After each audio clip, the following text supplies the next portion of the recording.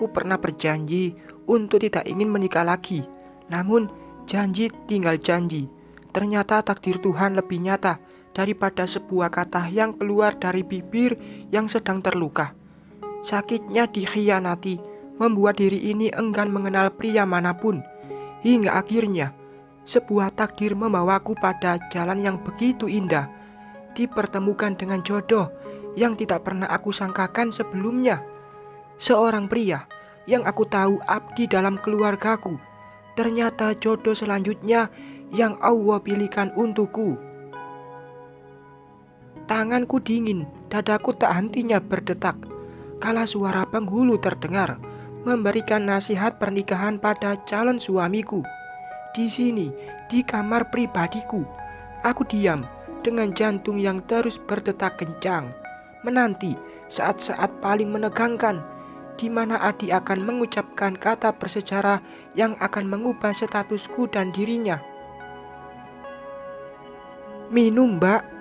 Naima yang selalu setia bersamaku memberikan air mineral padaku. Aku mengisapnya sedikit, lalu menyimpan minuman kemasan itu di meja. Gugupku tak kunjung hilang, bahkan semakin bertambah kala mata ini menatap televisi yang menampilkan orang-orang di bawah sana. Papa meminta pada pria di depannya untuk berjanji tidak akan membuatku menitikkan air mata luka, meski hanya satu tetes saja. Janji disanggupi, tapi entah akan ditepati atau diingkarinya. Aku tidak tahu jalanku dan dia ke depannya. Kemudian Papa menjabat tangan Adi dengan wajah yang sama-sama gugup. Keduanya terlihat tegang dengan mata saling memandang. "Adhikara Wijaya bin Gunawan Wijaya, saya nikahkan dan saya kawinkan engkau dengan putri kandung saya yang bernama Alina Martadinata dengan mas kawin seperangkat alat sholat dan 1 unit rumah berlantai 1, tunai."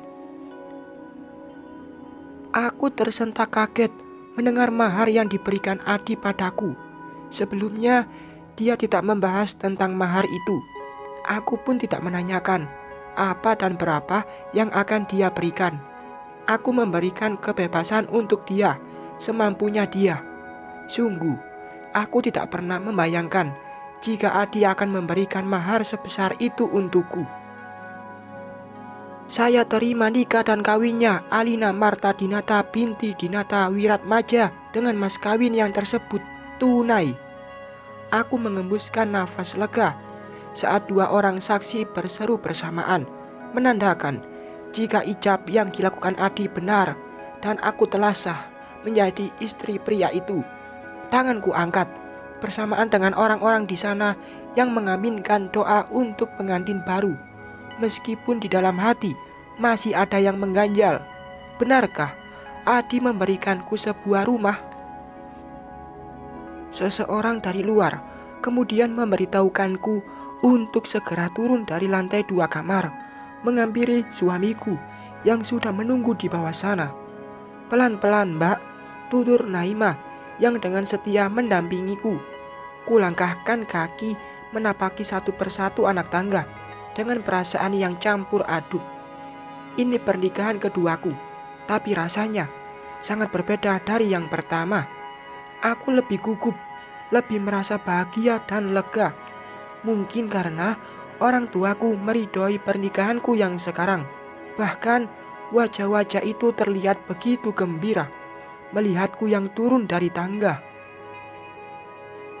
Dari sini aku bisa melihat sepasang mata yang tidak mengalihkan pandangannya dariku. Siapa lagi kalau bukan suamiku? Semakin dekat, semakin jelas terlihat mata itu memerah, hingga kemudian tangannya mengusap sudut mata yang berair. Menangiskah dia? Apa yang dia tangisi? Ingin aku mempertanyakan itu langsung, tapi tidak sekarang.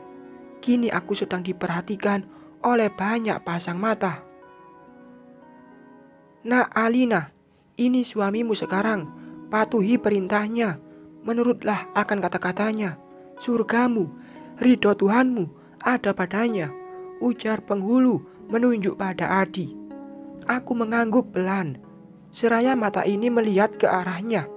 kemudian duduk di kursi kosong di sebelah Adi.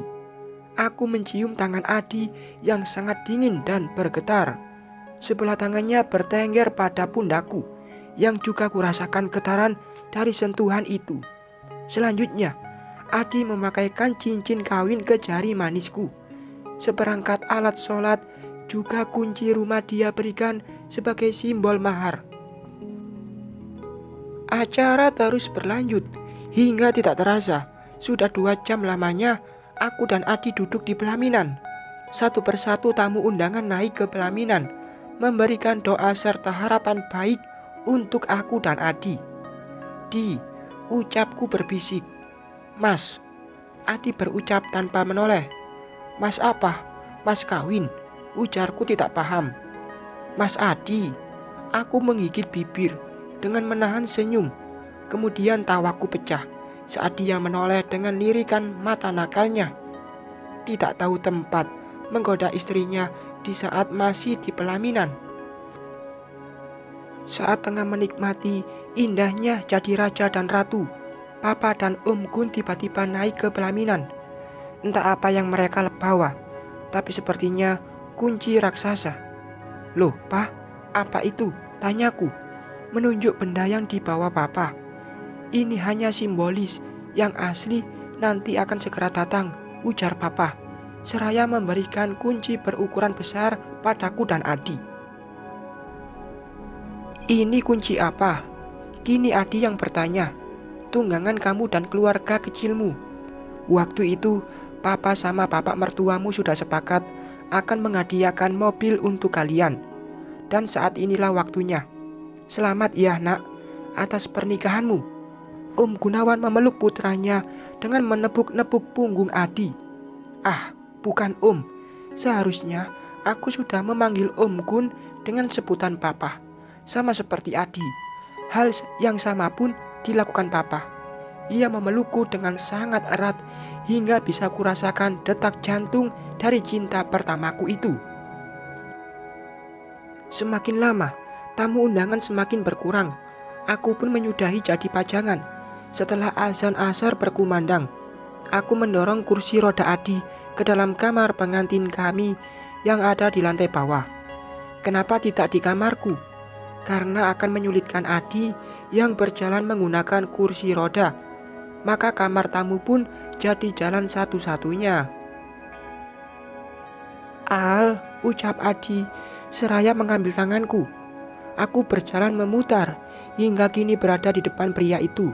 Duduk di tepi ranjang seraya tangan masih berada dalam kuasa suamiku. Boleh aku mencium keningmu? Tanyanya.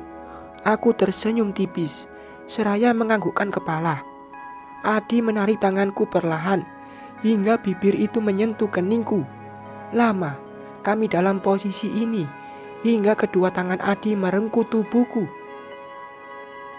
Terima kasih sudah mau menjadi istriku. Aku tidak akan berjanji, tapi akan berusaha selalu menjaga hati ini untukmu. Aku mencintaimu, Al, sangat, ujar Adi, membuat tubuhku menegang. Ingin aku membalas kata-kata itu, tapi rasanya bibir ini berat. Justru air mata yang tiba-tiba keluar tanpa bisa ku cegah. Bukan air mata kesedihan, melainkan air mata bahagia. Karena diperlakukan sangat baik oleh seorang pria yang baru saja bergelar suami. Adi, titip Alina ya, jagain dia seperti kamu menjaga dia saat menjadi supirnya dulu, tutur mama dengan berlinang air mata. Saat ini kami sedang berkumpul dan duduk lesehan di ruangan tengah yang belum sepenuhnya dibereskan. Dekorasi masih melekat dan akan dibersihkan esok hari. Mama, kami akan pergi besok, bukan sekarang. Kok malah nangis? Lagian kan jaraknya dekat banget dari sini ke rumah kami, ucapku. Seraya mengambil tisu lalu memberikannya kepada mama yang sedari tadi memeluk pundakku. Adi dan Bang Aldi hanya diam dengan senyum saja melihat mama yang merasa berat aku keluar dari rumah ini. Iya tahu, tapi rasanya sedih aja ditinggal anak. Apalagi baru sebentar banget kamu tinggal di sini. Sekarang sudah mau pergi lagi. Ibu, bisa kapan saja datang ke rumah kami. Ibu, Mama, aku ini mertuamu, bukan majikanmu. Tutur Mama menyangga ucapan Adi. Masih dengan berderai air mata. Kami yang melihat itu malah tertawa. Entah kenapa, melihat Mama marah sambil menangis malah menjadi lucu untukku. Papa menghampiri istrinya, lalu mengelap air mata Mama menggunakan kaos yang ia kenakan. Tentu saja, itu semakin menjadi hiburan untuk orang-orang yang melihatnya. Tidak terkecuali Adi yang sedari tadi hanya tersenyum mesem-mesem. Bentar, ada yang ingin aku tanyakan pada adik iparku ini, ujar Bang Aldi. Kakakku itu berpindah tempat duduk dari depanku yang kini menghampiri Adi yang berada di sampingku. Maaf ya, maaf. Ini pertanyaan pribadi antara adik dan kakak ipar.